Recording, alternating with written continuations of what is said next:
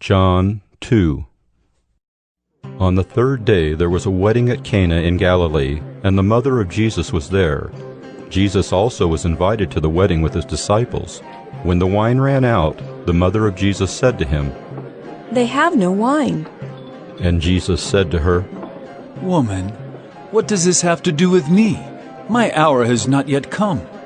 His mother said to the servants, "Do whatever he tells you."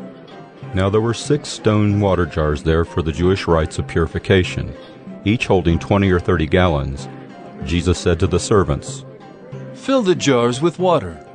And they filled them up to the brim, and he said to them, "Now draw some out, and take it to the master of the feast."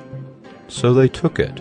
When the master of the feast tasted the water now become wine, and did not know where it came from, though the servants who had drawn the water knew, the master of the feast called the bridegroom and said to him, "Everyone serves the good wine first, and when people have drunk freely, then the poor wine. But you have kept the good wine until now."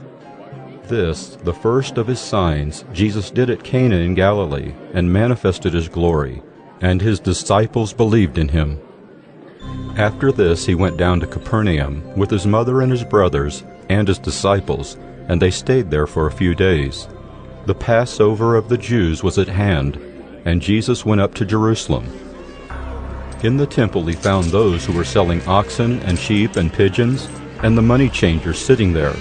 And making a whip of cords, he drove them all out of the temple with the sheep and oxen.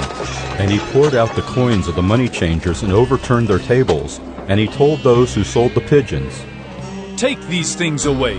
Do not make my Father's house a house of trade." His disciples remembered that it was written, "Zeal for your house will consume me."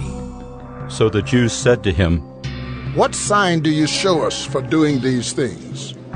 Jesus answered them, "Destroy this temple, and in 3 days I will raise it up."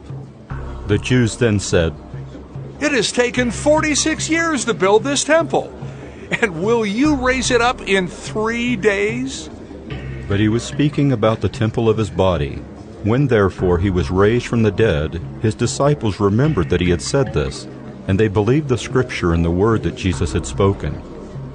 Now when he was in Jerusalem at the Passover feast, many believed in his name when they saw the signs that he was doing. But Jesus, on his part, did not entrust himself to them, because he knew all people, and needed no one to bear witness about man, for he himself knew what was in man.